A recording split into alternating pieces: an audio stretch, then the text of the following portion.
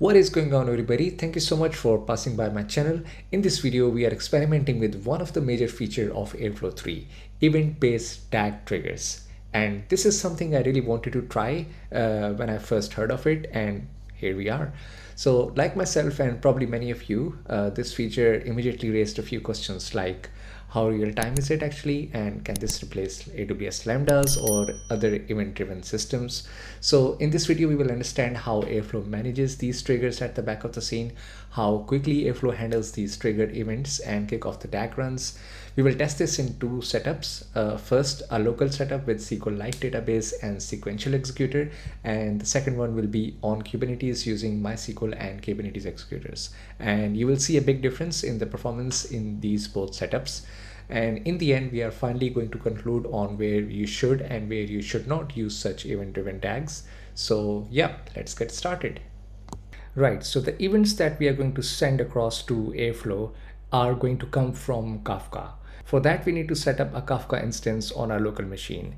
And I have this Docker Compose file, and this comprises of two services mainly. One is Kafka itself, and the other one is Kafka UI. And I won't be going into too much details of this Docker Compose file.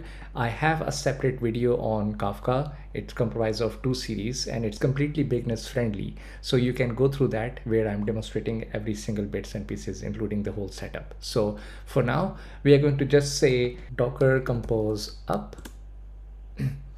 This is going to take a while, few minutes before it sets up. Right, seems like it's still setting up the things, and you can see Kafka UI is at the configuration stage over here, and it should be exposing the user interface on port 8082. So let's go ahead and try it if it's up. Not yet. A few moments later. Right, there you go. We have our Kafka UI up and running, and it is connected with our broker. And you can also see the list of topics over here. So these are the ones I already created while I was testing, but we are going to start from scratch. So for now, I'm going to delete these messages. And let us go ahead and create a new topic over here. Let's call it as temperature and set partition as 1 for now. Create topic. Now let us go ahead and set up our Airflow instance on our local machine.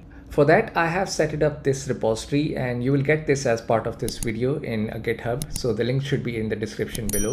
It's going to be running on Apache Airflow 3.1.5. That's in which I have tested. And we are going to need some additional providers over here. So common messages and provider Apache Kafka. All right, so with that, let us go ahead and create the virtual environment first. So for that, you need to say uv vn, and you call the name of the virtual environment directory, in this case .venv.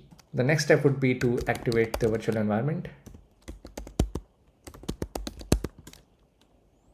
And now we are going to install the dependencies that are mentioned in our PyProject file.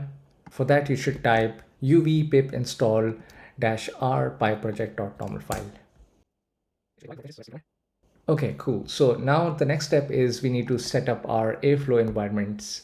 For that, we are going to export some commands over here. So first of all, we are going to create the Airflow home directory in this project directory over here. And we are going to ask Airflow to use this directory instead of the default one, which creates in the actual your system home directory.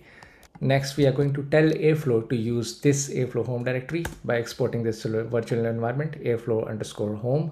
Some other bits that you need to export is telling Airflow where the plugin folders is, and also where the DAG folder will be, and also telling Airflow to not to load the example DAGs. Now, another important bit is because our DAG is going to be listening on the Kafka, so we need to tell Airflow on where to listen for Kafka. So for that, we are going to export one of the connection to Airflow by using this command, airflow con, and then the name of the connection will be Kafka default. So we are going to provide a JSON here. Connection type will be Kafka, and some extra variables where we are saying the bootstrap server is, in this case, localhost 9092, and we just provide our group ID, in this case, simply group 1. Security protocol plain text, and auto commit will be false for now, and auto offset reset to beginning. So let's go ahead and just export this command over here.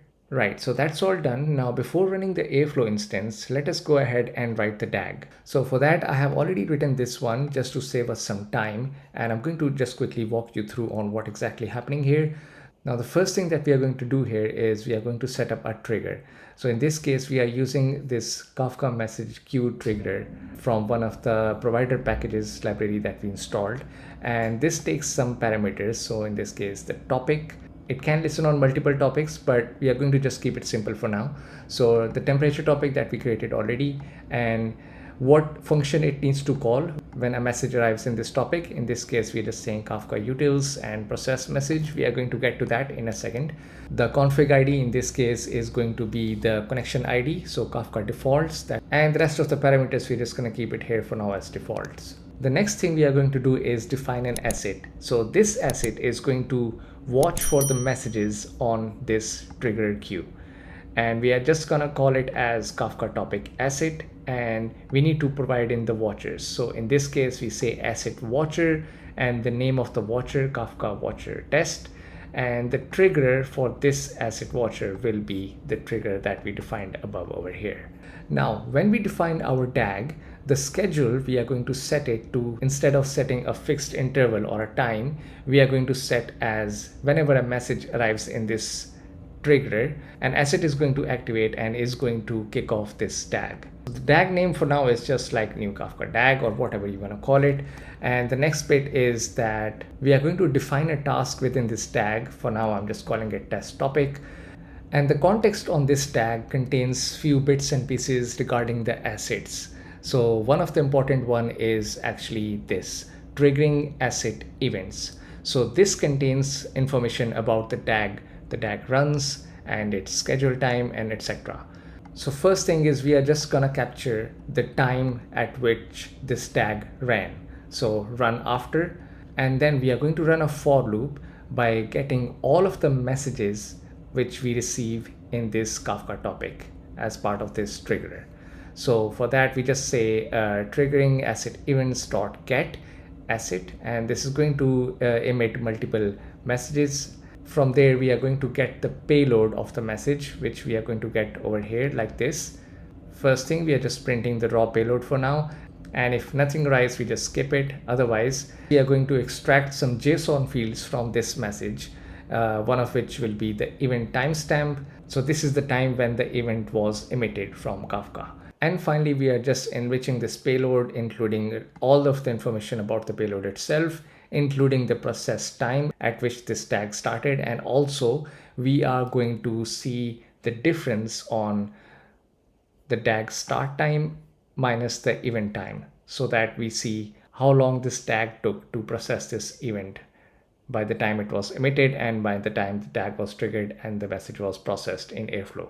Cool, so that is the main bits over here, but the rest of the bits I'm doing some extras over here is that I'm going to actually dump this data into somewhere. So for now, just locally in our local machine. So we're just capturing some date and hours part from the process time and the sensor ID. I'm going to show you exactly how this message in a Kafka topic looks like, but it does contain sensor information because after all, it's a temperature data. It does include even timestamp, sensor ID. If none, then say just unknown. Next, we are going to create a directory here, data and temperature data, and then we are going to partition it with date and hour and also with the sensor ID. And finally, dumping the file into this directory over here.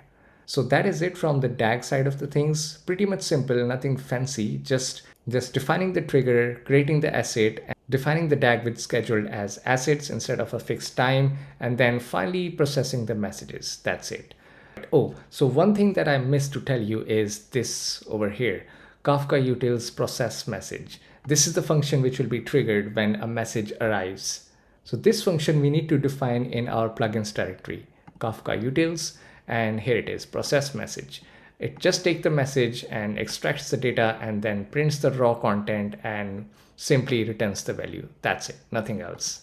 Right, so with that, let us go ahead and spin up our Airflow instance, for which the minimal command that you need to run is simply python m airflow standalone. So this is going to run Airflow in a very minimal setup using SQLite database and sequential executor. So give it a moment.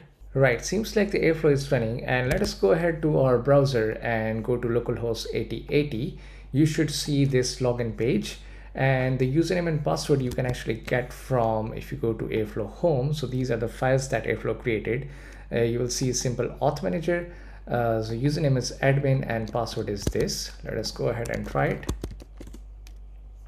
Nice. So we are in Airflow dashboard. As you can see, we can also view the DAG that we have as new Kafka DAG. So just click on it and you will see just one task over here. And as you can see, the schedule over here is linked with the asset. So this is the asset that we named. And if you click that, you will get this asset details over here. So this tells that when this asset is going to be triggered, it's going to kick off this tag. All right, so let's go ahead and enable this tag. Right, so now let us go ahead and send a message into the Kafka topic and see what happens to this tag. And we have two ways. One is you can publish message from the UI, but I would like to send a message from my Python Kafka client. So very simple basic stuff happening here. We're just using this Kafka producer, setting localhost 9092 and defining 3 sensors over here and waiting for the input and simply sending a message in this JSON as sequence number, sensor ID, temperature, and the event timestamp as the current timestamp. Right? Let us go ahead and run this. Okay, I'm going to hit enter and it should send this message. Cool. Okay, let us go to our UI and see if the message has arrived. There you go. We have one of the message there. And now let's see what happens on Airflow. There you go. Nice. It did run. And obviously, if you go to assets and you click on this asset and just try refreshing, there you go. You have this message which arrived on this trigger, which alerted this asset, and you can see the payload over here as well, which finally triggered the tag. Nice and easy. And let us go ahead in our local machine to see whether it created these directories as well for us. There you go. Nice. Data, temperature data, date, hour, sensor name, and then the payload. Very nice. Cool. And relatively, you can see it was pretty quick. It just took under a second to trigger. Now let us go ahead and send another message to see if this latency is consistent or not. Very nice. Cool. So this time the message was from, the same sensor. Okay. There you go. We have another file over here. This was pretty quick, even quicker than before. Cool. Let us send another message. Now it's taking a while. So if you go to Kafka UI and list the messages over here, you can see total 3 messages arrived. The last one was this sensor B, for which the DAG has not triggered yet. And if you go to consumers, you will see this is the consumer group ID that we created.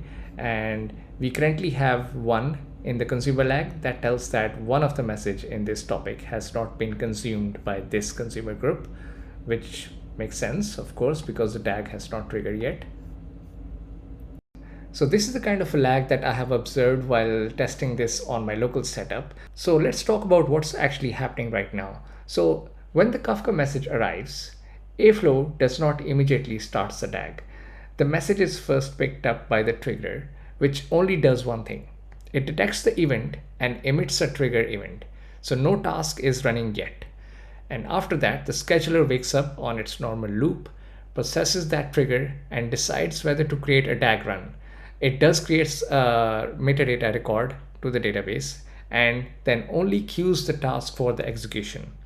So you can see there are multiple moving parts here: the trigger, the scheduler, the executor, and all of them coordinate through the metadata database. Now, on the local setup, this coordination happens using the SQLite and the SequentialExecutor.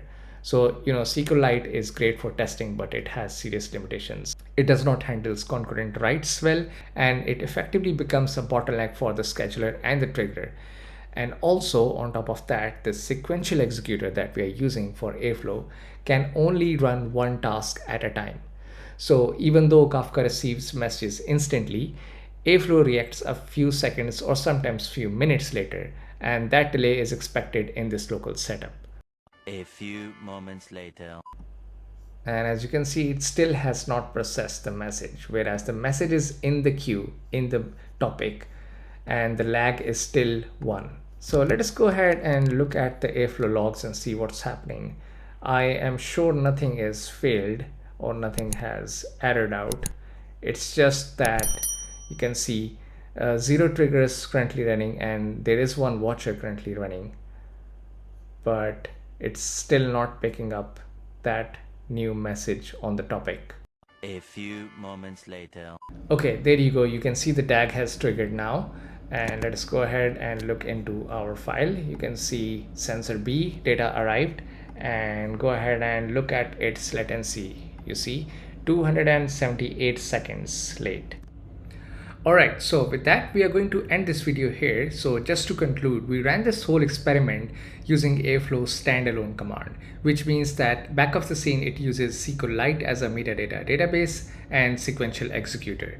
And as we saw, even though the Kafka messages arrived instantly, and Airflow sometimes takes around about 200 to 300 seconds before the DAG actually starts running. Now that might sound like a lot, but remember, this is local development setup. SQLite isn't designed for concurrent workloads, and also sequential executor can only run one task at a time. So delays like this are expected. And the interesting question here is, does this improve in production style environment? So that's what we are going to try in the next part. We will spin up Airflow on Kubernetes using MySQL and Kubernetes Executor and are going to run the exact same DAG, and we'll see how much that latency improves.